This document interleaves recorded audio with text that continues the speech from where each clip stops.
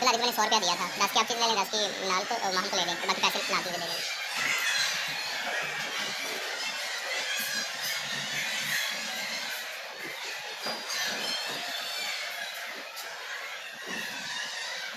तो हाँ, तो यूनिफॉर्म किधर है?